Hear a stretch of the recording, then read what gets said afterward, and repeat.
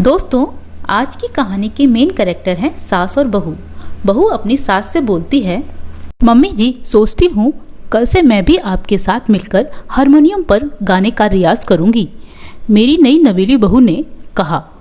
तो मेरी खुशी का ठिकाना ना रहा। तुम भी हारमोनियम बजाना जानती हो? मतलब तुम्हें भी संगीत से लगाव है? और मैं भी हारमोनियम बजाती हूँ। मुझे भी हारमोनियम। मैं अपनी बहू नूरी से बातें कर रही थी कि तभी मेरे पति देव ने बीच में ही मुझे टोकते हुए कहा, ये क्या बहू की हाँ में हाँ मिलाए जा रही हो? यह तो बेचारी कम उम्र की है, तो उसे दुनियादारी की समझ नहीं। तुम तो सब भला बुरा समझती हो ना। उसके साथ मिलकर ऐसा कुछ करो जिससे परिवार का कुछ नाम हो, 4 लोगों के बीच में हमारी साख भी बनी रहे। गीत संगीत में परिवार की साख और नाम की बात कहाँ से पिताजी? हारमोनियम बजाना एक कला है जो सबके पास नहीं होती।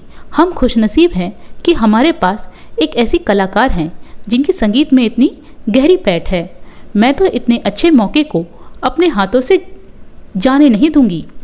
मुझे भी खुद जैसा संगीत में पारंगत बना दोगी ना माँ जी? हाँ, मैंने अपने पति की ओर देखकर हकलाते हुए कहा। शादी के इतने वर्षों के बाद अपनी बहू से सम्मान और प्यार पाकर मेरी भर आई थी। चलो कोई तो है जिसमें मेरी पति की बातों को नकारने का दमखम है। काश तुमने भी मेरी भावनाओं को समझा होता पतिदेव। सोचते हुए मेरे पुराने जख्म उभर आए थे। मेरी शादी अचानक तय हो जाने से मेरे परिवार वाले बहुत खुश थे। बैठे बिठाए उन्हें अपनी बिटिया के लिए इतना अच्छा दामाद और ऊंचा घराना जो मिल गया था, सब ऊपर वाले की मेहर है। नहीं तो इतने बड़े घर में अपनी बेटी ब्याहने की हमारी औकात कहाँ। अब हमारी पोती है भी इतनी सुंदर और भाग्यशाली, तभी तो ये लोग इसे देखकर एक ही बार में अपनी बहू बनाने का फैसला कर लिया। मेरी दादी भी बड़े शान से मेरी तारीफ में कसीदे पढ़ा करती। एक शादी समारोह में मेरे ससुराल वालों ने मुझे देखकर पसंद कर लिया था। मेरे ससुराल में सास ससुर के अलावा मेरे पति अपने भाई बहनों में सबसे बड़े थे और एक सरकारी अधिकारी थे। उनसे छोटी उनकी एक बहन और एक भाई थे। कुल मिलाकर मेरा ससुराल सुखी और संपन्न था। मैं भी अपने भाई बहनों में सबसे बड़ी थी। मुझसे छोटी 2 बहनें और मेरा एक लौता भाई था। कहने को तो मैं परिवार में सबसे बड़ी थी, पर हरकतें बिल्कुल बच्चों वाली। सारा दिन घर में उधम मचाना, छोटी छोटी बातों में मुंह फुलाना, फिर अपनी जिद पूरी होने पर खिलखिलाना। मेरे चेहरे पर चमकते हुए नूर का यही तो गहरा राज था जिसे देखकर मेरे ससुराल वाले फिदा हो गए थे। और आनंद फानंद में ये लोग मुझे अपने बेटे संग ब्याह कर अपने घर बड़ी बहू बना लाए थे। अपने घर वालों के मुख से अपने घरवार की तारीफ सुनकर मैं भी बहुत खुश थी। मुझे भी यही लगता था कि शादी के बाद अपने सपनों के शहर चली जाऊंगी, जहाँ चारों तरफ खुशियाँ ही खुशियाँ बिखरी होंगी। पलक झपकते ही अपने मायके पहुँच जाऊंगी और सबसे ढेर सारी बातें करूंगी। जो मेरी मांगे पूरी न हुई तो सबसे मुंह फुलाकर अपनी जिद पूरी करा लूंगी, जैसे कि मायके में किया करती थी। तब मायके और ससुराल के बीच का फर्क मुझे कहाँ मालूम था। वैसे तो ससुराल में किसी चीज़ की कोई कमी नहीं थी। घर के काम काज के लिए नौकर चाकर भी थे। यहाँ आ जाने के लिए होती जा रही। साथ ही कभी मुझे खाना बनाने बजाने का बहुत शौक था, कभी जोर जोर से खिलाने के लिए टोका जाता जा रहा था। कभी मेरे कपड़ों को लेकर ताने मिलते। मेरे मायके से जो भी मेरी पसंद के कपड़े आए थे, उनमें से अधिकतर कपड़े सस्ते कहकर नकार दिए जाते। मुझे रोज के कपड़े भी अपनी सास और ननद से पूछकर पहनने पड़ते। मायके और ससुराल दोनों परिवार के रहन सहन में बहुत अंतर था। इस वजह से ससुराल में ठीक से तालमेल बिठाने के नाम पर मैं चुपचाप सबकी बातें सुनती रही। मायके से मिले उपहारों की भी अक्सर बुराई होती रही और मैं मन ही मन घुटती रही।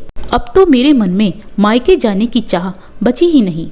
मैं अपने भाई बंधुओं को मेरे ससुराल आकर उपहास का पात्र बनते नहीं देखना चाहती थी। परिणाम स्वरूप अपना वजूद खोकर कब इन लोगों के हाथों की कठपुतली बन गई, कुछ पता ही ना चला। मेरे हालात ऐसे हो गए थे कि किसी से पूछे बगैर शायद मैं एक कदम भी ठीक से नहीं चल पाती। गुजरते वक्त के साथ मैं 2 बच्चों की माँ बन गई। उनके पीछे पीछे भागते भागते खुद का भी होश ना रहा। ननंद और देवर अपने ब्याह के पश्चात अपनी दुनिया में रम गए। सासू माँ और ससुर जी भी भगवान को प्यारे हो गए। हमारे दोनों बच्चे भी नौकरी के सिलसिले में हमसे दूर रहने लगे थे। अब घर में केवल हम दोनों पति पत्नी थे। फिर भी पतिदेव रूटीन लाइफ में ही बंधे रहे। चाहे इतवार हो या कोई अन्य छुट्टी, उन्हें किसी बात से कोई फर्क नहीं पड़ता था। घर का हर काम उनके मन मुताबिक ही होना था। वैसे भी अपना मन तो सोच ही रही थी कि बहुरिया के आने से तुम्हारे चेहरे की रौनक बढ़ गई है दीदी। कजरी कामवाली की बातों से मेरी मुद्रा भंग हुई। मैं हौले से मुस्कुराई जैसे मेरी चोरी पकड़ी गई हो। सचमुच बहू के घर आने से मेरे घर के साथ साथ मेरे मन की भी रौनक बढ़ गई थी। उसका साथ मुझे बहुत सुकून देता था। वह तपती दोपहरी में मेरे लिए ठंडी शीतल बनकर आई थी। उस दिन हम बेहद खुश थे। हमारे बहू बेटे के नए घर के गृह प्रवेश के पूजन में सम्मिलित होने का हमें सौभाग्य जो मिला था। पूजन और प्रसाद वितरण के बाद उस नए घर में हरि कीर्तन का कार्यक्रम चल रहा था। अचानक मेरी बहू मुझसे गाने की जिद कर बैठी। उसकी बात सुनकर वहां उपस्थित लोग भी मुझे गाने के लिए कहने लगे। उस दिन पति की आंखों में झांके बिना मेरे कंठ से गाने के बोल फूट पड़े। मैं अपनी बहू के प्रेमपूर्ण आग्रह को नहीं ठुकरा पाई। भले ही इतने दिनों में मैं अपनी पढ़ाई लिखाई भूल गई थी, पर हारमोनियम पर मेरी उंगलियां बराबर थिरक रही थीं। इतने दिनों के छूटे अभ्यास के बाद भी मैं कैसे गाई यह तो मुझे पता नहीं चला, पर लोगों की वाहवाही से मेरी आंखों के किनारे जरूर गीले हो गए थे। मेरी माँ इतना अच्छा गाना गाती है, मुझे पता ही नहीं। मेरी माँ एक अच्छी कलाकार है, फिर मैं कैसे इस कला से वंचित रह गया। बेटे की बात सुनकर मेरे पति की आंखों में पश्चाताप के आंसू झिलमिला रहे थे। हो सके तो मुझे माफ कर देना। अपनी साख और ओहदे के गुरूर में मैंने तुम्हारे वजूद को ही मिटा डाला।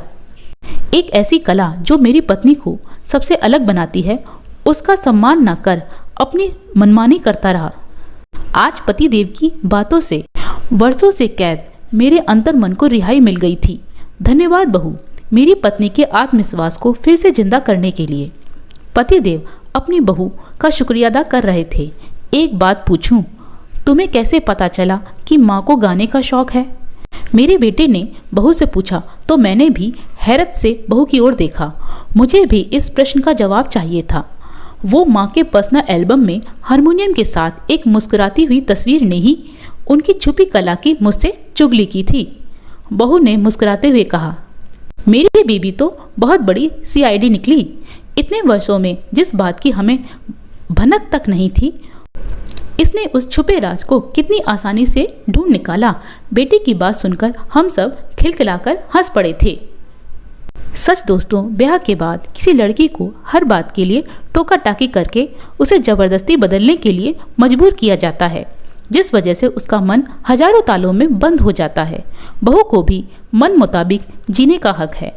कृपया नए घर में उसे प्यार और अपनापन दें ताकि उसकी इच्छाएं भी पनप सकें।